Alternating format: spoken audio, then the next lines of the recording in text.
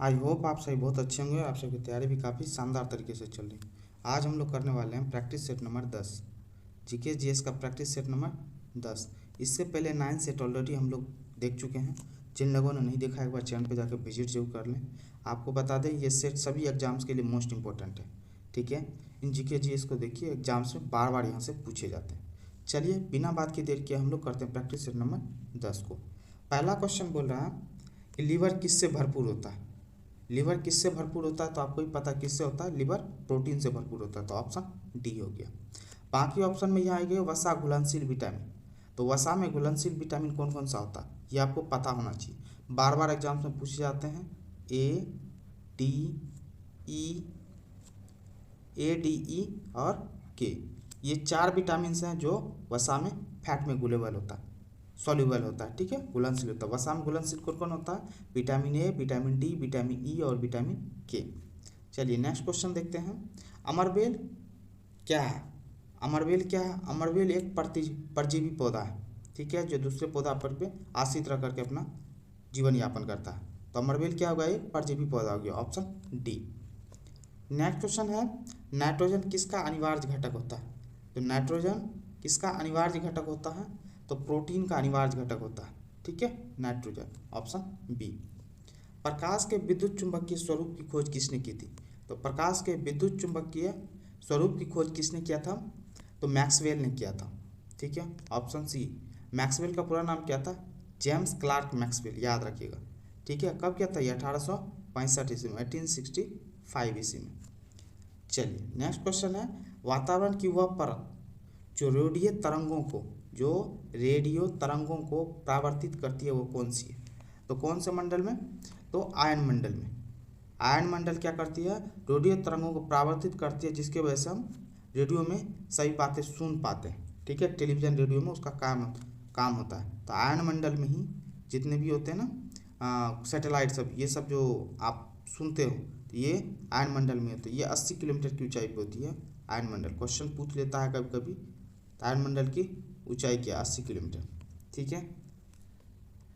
चलिए next question है नमक का भारी मात्रा में सेवन करने के बावजूद किस पशु को उच्च रक्तचाप नहीं होता। तो किसको उच्च रक्तचाप नहीं होता, तो भारी मात्रा में नमक खाने के बावजूद किसको, ऊंट को, ऑप्शन डी। नेक्स्ट, कंप्यूटर में एक निश्चित क्रम में निर्देश दिए जाने को निम्नलिखित में से क्या कहते हैं। तो क्या कहते हैं उसको, प्रोग्राम कहते हैं, ऑप्शन डी।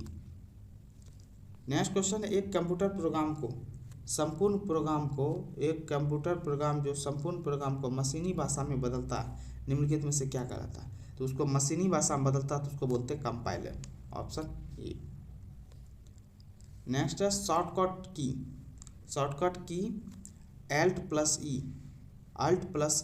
अल्ट और ई से क्या कार्य। यदि अल्ट और ई को एक साथ दबाएंगे तो क्या होगा, तो करंट प्रोग्राम में एडिट का विकल्प आ जाएगा, ठीक है, मतलब डिलीट करने का विकल्प आ जाएगा, एडिट का, ऑप्शन ए। चलिए नेक्स्ट क्वेश्चन है सीपीयू की एक विशेष प्रकार की एकल एकीकृत इकाई से बना होता है, जिसे निम्नलिखित में से क्या कहा जाता है उसको माइक्रो प्रोसेसर बोलते हैं, ठीक है, ऑप्शन बी। नेक्स्ट, अप्रतिकारी गैस का क्या नाम है। अप्रतिकारी गैस का नाम क्या बोला जाता है उसको, नाइट्रोजन, ऑप्शन सी। कंडराएं, नसें और स्नायु क्या होते हैं। कंडराएं, नसें और स्नायु क्या होते हैं, ये संयोजी ऊतक होते हैं। क्या होते हैं, संयोजी ऊतक, ऑप्शन ए। नेक्स्ट क्वेश्चन, पानी में क्या होने पर उसे भारी पानी कहते हैं। पानी में क्या पाया जाता है जिसके वजह से उसको भारी पानी कहा जाता है। भारी पानी कहलाने के लिए पानी में हाइड्रोजन का भारी समस्थानिक होता है, ऑप्शन ए। मानवीय आँख की अधिकतम सुग्राह्यता किस क्षेत्र में होती है। मानवीय मतलब आपके आँखों में अधिकतम सुग्राह्यता किस क्षेत्र में होगा, तो हरित क्षेत्र में, हरे वाले क्षेत्र में, ऑप्शन बी। वायु में प्रकाश की गति कितनी होती है, तो वायु में प्रकाश की गति होती है 3 × 10⁸ मीटर पर सेकेंड, ऑप्शन ए। नेक्स्ट, बृहत्तर या ग्रेटर हिमालय का दूसरा नाम क्या है। तो ग्रेटर हिमालय का दूसरा नाम क्या है, हिमाद्री।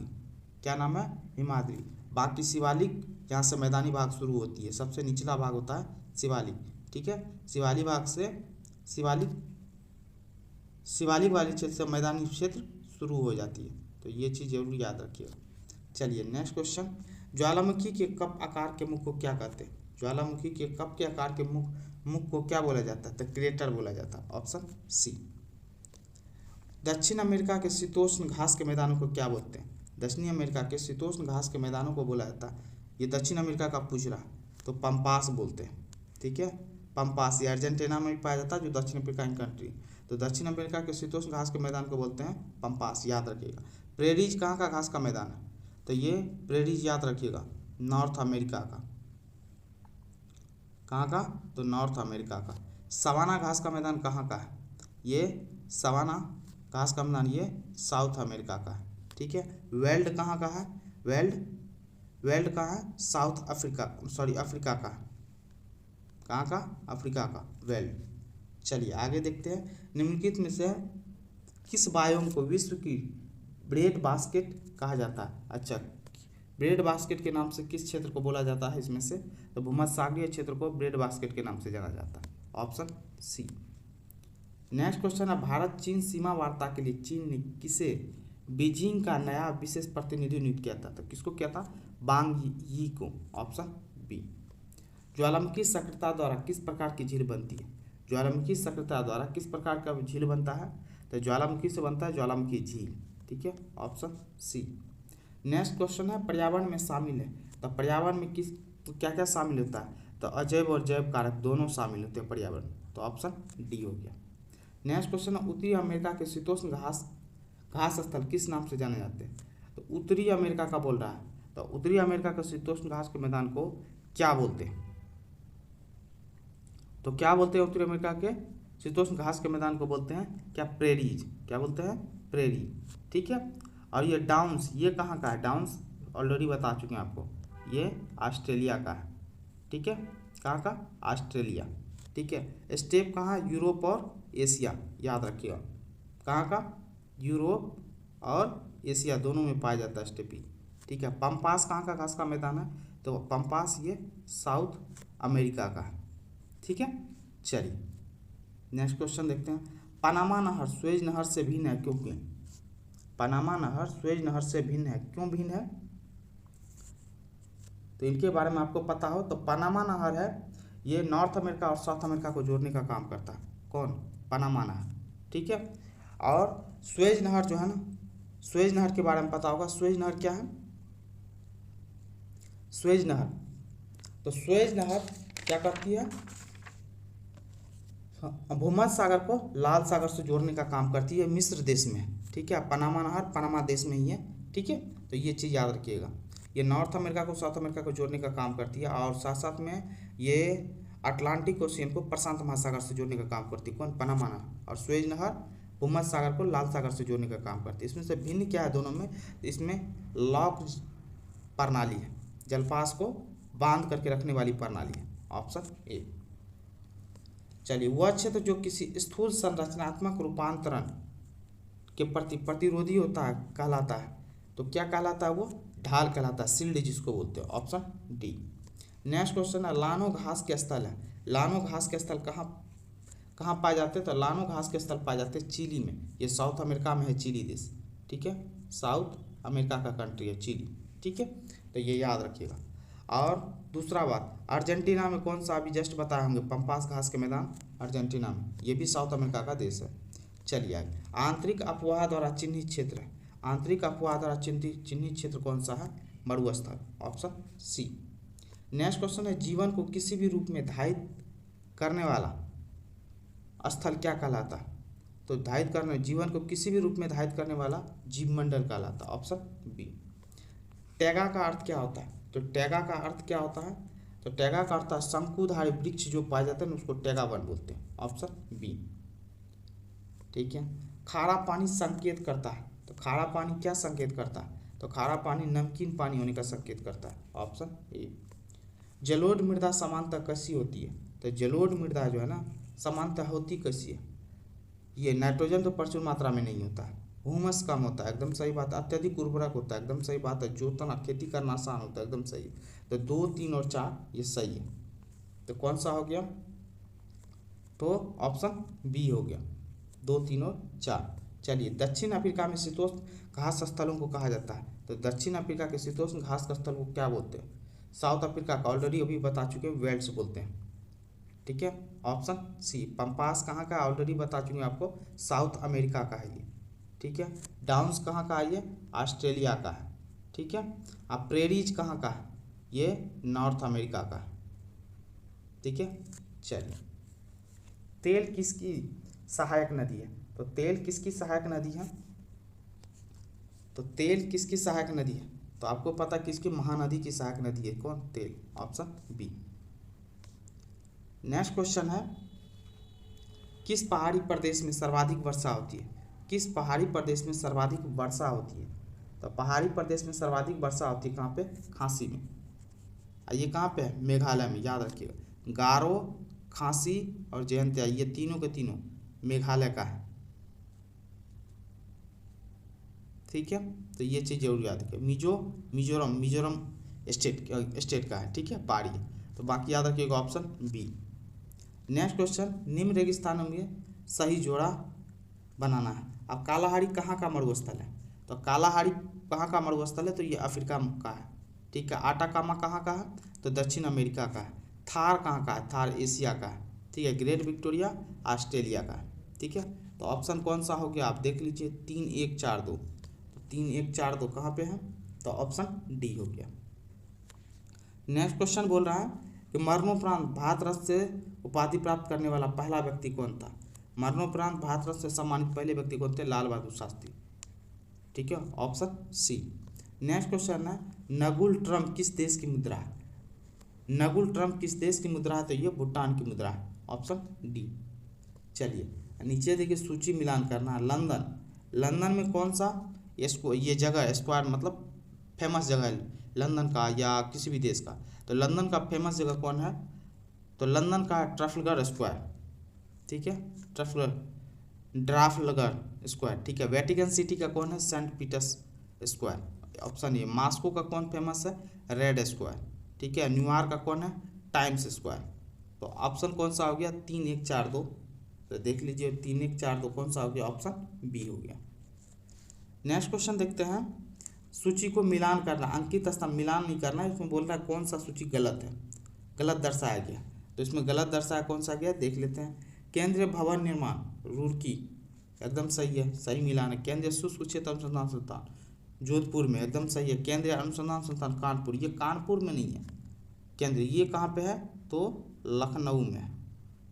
कहाँ पे है? लखनऊ में। तो कौन सा मिलान नहीं हो रहा? तो ऑप्शन सी। ठीक है, अब बाकी केंद्रीय खनन और ईंधन अनुसंधान धनबाद, ये भी सही है। चलिए आगे देखते हैं, यूरोप की सबसे लंबी नदी है। तो यूरोप की सबसे लंबी नदी कौन है? वोल्गा नदी। ठीक है, ऑप्शन डी। नेक्स्ट है, निम्न देशों की राजधानी में कौन सा युग्म बोल रहा है? गलत है, तो गलत देखना है। स्विट्जरलैंड का जेनेवा नहीं, स्विट्जरलैंड की राजधानी जेनेवा नहीं है, बर्न है। कहाँ पे है? बर्न। स्विट्जरलैंड की राजधानी बर्न है। तो पहला ही कौन सा युग्म गलत है? तो पहला ही ऑप्शन ए। वैसे ऑस्ट्रेलिया का वियना एकदम सही है, डेनमार्क का कोपेनहेगन और फिनलैंड का हेलसिंकी सही है। चलिए आगे देखते हैं, सत्यजीत रे द्वारा निर्देशित, क्या बोल रहा है? सत्यजीत रे द्वारा निर्देशित निम्न फिल्मों में कौन सी रविन्द्रनाथ टैगोर द्वारा निम्नलिखित कहानी नष्ट नीर पर आधारित है? तो कौन सी कहानी है? तो ऑप्शन बी, चारुलता। ठीक है, चलिए आगे देखते हैं, निम्न में से कौन सी साहित्यिक रचना आर के नारायण द्वारा लिखी गई नहीं है? इसमें आर के नारायण द्वारा कौन सा? मालगुडी जी आर के नारायण द्वारा। स्वामी एंड हिज फ्रेंड्स, ये भी आर के नारायण द्वारा। गाइड आर के नारायण। गार्डनर नहीं है, ये रविन्द्रनाथ टैगोर द्वारा लिखित है। किसके द्वारा? रविन्द्रनाथ टैगोर द्वारा। चलिए, श्वेत क्रांति का संबंध किससे है? तो श्वेत क्रांति का संबंध आपको ही पता है, दुग्ध उत्पादन से। Option B. चलिए आगे देखते हैं, अमृत कुमार सेन किस वर्ष अर्थशास्त्र के क्षेत्र में नोबेल मिला था? अमृत कुमार सेन को 1998 में मिला था, क्या नोबेल पुरस्कार? Option A. नेक्स्ट, बिहारी छात्र सम्मेलन के किस अधिवेशन में बिहारी युवक संघ की स्थापना हुई थी? बिहारी युवक संघ की स्थापना हुई थी मोतिहारी में। ऑप्शन सी। बिहार के उत्तरी मैदान खंड को कौन सी नदी 2 भागों में बांटती है? तो कौन सी नदी बांटती है? तो बागमती बांटती है 2 भागों में। Option C. ठीक है। बाकी इनसे जुड़ा हुआ और भी क्वेश्चन है, आप बिहार का जब मैप देखते हो, ठीक है, तो ये याद रखिए, ठीक है। बिहार को बीचों बीच से कौन सी गंगा नदी 2 भागों में बांटती है, ठीक है, ये बात तो याद रखना। बाकी नॉर्थ की नदियाँ बिहार के उत्तर से, मतलब नॉर्थ से कौन कौन सी नदी आकर के मिलती है गंगा नदी में, और साउथ से कौन कौन सी नदी आकर के मिलती है गंगा नदी में, ये जरूर याद रखिए। नॉर्थ में कौन कौन सा है तो याद रखिए, हम केवल नाम बोलते जाते हैं आपको, तो याद रखना। घाघरा, घाघरा, घाघरा हो गया, गंडक हो गई, बूढ़ी गंडक हो गई, बागमती हो गया, ठीक है, बागमती हो गई, कमला, कोसी, महानंदा, ये सब क्या है, नॉर्थ की नदियां हैं, बिहार की बता रहे हैं स्पेशली। और साउथ की बिहार की कौन सी नदी है, कर्मनाशा का नाम सुने होंगे आप, कर्मनाशा, ठीक है, कर्मनाशा। और कौन कौन सा है, सोन नदी है, पुनपुन, सोन का नाम सुने होंगे, पुनपुन का नाम सुने होंगे, सोन, पुनपुन, ठीक है। फल्गु नदी, फल्गु नदी का नाम सुने हैं ना, फल्गु नदी। क्यूल और अजय, ये सब की सब बिहार की साउथ की नदियां हैं।